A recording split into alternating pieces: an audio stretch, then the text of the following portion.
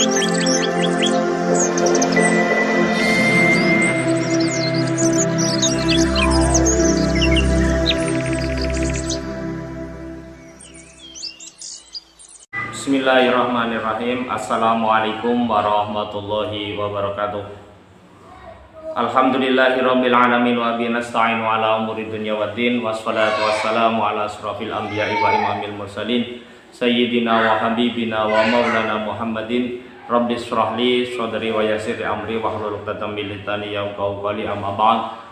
Bertemu kembali di Slamet Haryanto Channel di hari kedua di bulan Ramadan yang mulia ini, di tahun 2022 setelah pandemi COVID-19 berlangsung. Jangan lupa masih tetap pakai masker, jangan kendor pakai masker. Untuk hari yang kedua ini di Slamet Haryanto Channel akan membahas lagi atau membaca lagi dari kitab Durratun Nasihin.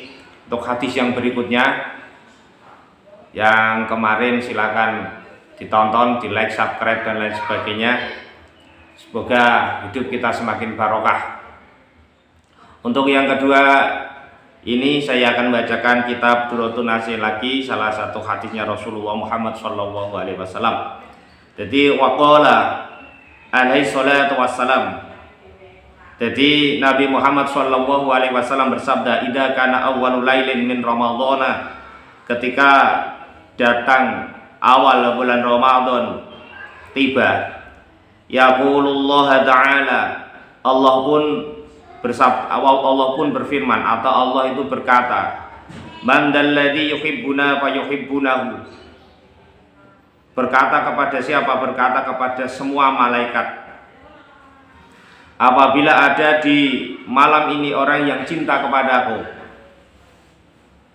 fanuhibbahu, maka Allah pun akan cinta kepada orang itu. Wa man dalladzi yatlubuna fanatlubuhu. Dan apabila di malam ini atau malam bulan Ramadan itu ada orang mukmin yang mencari Allah Ta'ala, maka Allah besok di akhirat akan mencarinya. Mencari di sini maksudnya itu adalah dengan menghidupkan malam-malam di bulan Ramadan seperti tadarus, tarawih, tahajud, istikharah dan lain sebagainya. Lanjut hadis itu adalah wa man dalladzi yastaghfiruna fanaghfiru lahu. Dan barang siapa di malam ini atau malam bulan Ramadan meminta ampun atas segala dosa-dosanya dengan kerendahan hatinya, maka fanaghfiru lahu, maka Allah pun akan mengampuni dosa-dosa orang itu. Sebab apa? Bi hurmati Ramadhana, sebab mulianya bulan Ramadan. Fayamurullah ta'ala al-kiramal katibin, maka Allah pun menyuruh atau memerintahkan kepada satu malaikat yang bernama malaikat kiramal katibin fi syahri Ramadhan, di dalam bulan Ramadan itu, bi ayyaktubu lahum al-hasanati, dengan menuliskan semua amalan-amalan baik bagi hamba-hamba Allah yang beriman yang pada hari ini mau berpuasa. Wala yaktubu alaihim, dan dilarang malaikat kiramal katibin itu dilarang menulis as-sayyiati, jadi perkara-perkara yang jelek dari hamba Allah yang pada hari ini adalah berpuasa. Wa yamhullahu ta'ala, dan Allah akan menghapus anhum, dari orang-orang yang mau berpuasa itu di bulan Ramadan, dunubahum, yaitu dosa-dosa mereka al-madiyah, yang telah lalu.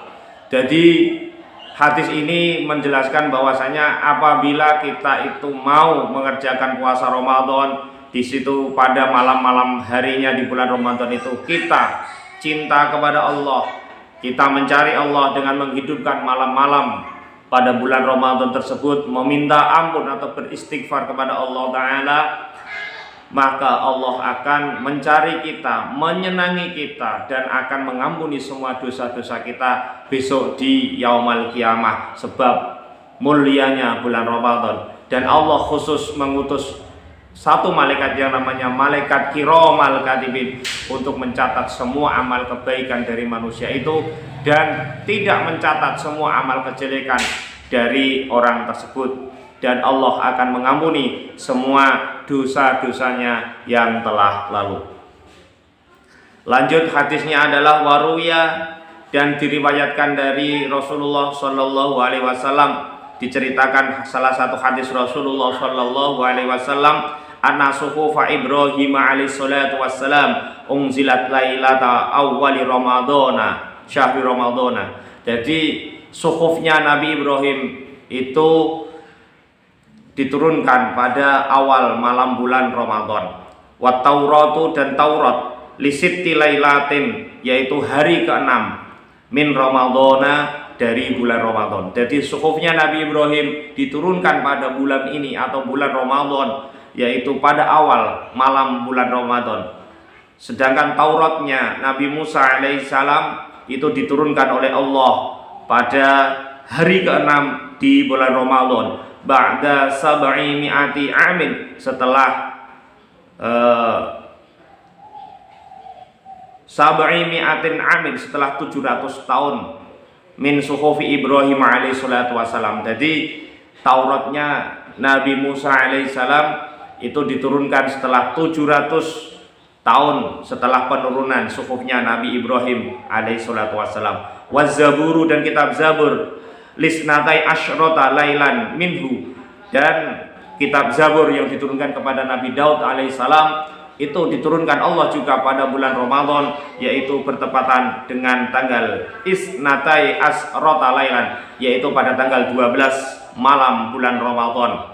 Khalat min ba'di Taurati bi khamsi mi'ati amin, setelah diturunkannya Zabur itu dengan jarak Zabur antara Taurat dan Zabur itu jaraknya adalah 500 tahun. Jadi antara jarak kitab Zabur dengan Taurat itu adalah 500 tahun. Wal Injilu, dan kitab Injil li thamani asyarata minhu, diturunkan oleh Allah di malam bulan Ramadan juga pada hari samani asyrota, yaitu 18 pada malam bulan Ramadan. Ba'da Zaburi bi alfi mi'atai sanatan, yaitu setelah Zabur diturunkan dengan jarak adalah 1012 tahun. Jadi Injil, jaraknya Injil dengan Zabur itu diturunkan oleh Allah bersama-sama di bulan Ramadan, itu jaraknya adalah 1012 tahun. Wal Furqanu, sedangkan Al-Qur'an li sab'in wa isrina, yaitu pada hari ke-27 minhu dari bulan Ramadan. Ba'dal Injili bi sitti mi'ati wa isrina sanatan, setelah Injil diturunkan dengan jaraknya yaitu adalah 620 tahun setelah Injil diturunkan. Jadi Al-Quran diturunkan terakhir kalinya. Jadi semua kitab-kitab Allah Subhanahu wa Ta'ala, mulai suhufnya Nabi Ibrahim sampai dengan Al-Quran, sesuai dengan hadis yang saya bacakan tadi, adalah diturunkan semuanya pada bulan Ramadan. Maka bulan ini adalah bulan yang amat luar biasa, bulan yang penuh dengan rahmah, bulan yang dengan penuh maghfirah. Maka jangan sia-siakan bulan ini, wahai kaum muslimin muslimah dimanapun berada. Yang berikutnya adalah wa ani bani Abbas radhiyallahu anhuma annahu qala sami'tu Rasulullah sallallahu alaihi wasallam yaqul. Jadi di sini hadis riwayat Ibnu Abbas, bahwasanya Ibnu Abbas mendengar sendiri Rasulullah Muhammad sallallahu alaihi wasallam bersabda, "Lau ta'lamu ummati ma fi ramadhana la tamannawna takuna as-sanata kullaha ramadan." Hadis ini menjelaskan bahwasanya seandainya umatnya Nabi Muhammad itu tahu pahala luar biasanya pahala dan karomah agungnya bulan Ramadan, seandainya mereka tahu, tentu umatnya Nabi Muhammad itu akan meminta kepada Allah Subhanahu wa Ta'ala bahwa 12 bulan yang ada di tahun ini dijadikan bulan Ramadan semua, karena kemuliaan, keagungan dan maghfirah dari Allah yang diberikan kepada orang-orang yang menjalankan Ramadan pada bulan-bulan Ramadan seperti saat ini. Li'annal hasanata fihi mujtami'atun wa ta'atun maqbulatun. Li'annal hasanata fihi, dan kebaikan atau hasanah, kebagusan pada bulan ini mujtami'atun, itu dikumpulkan.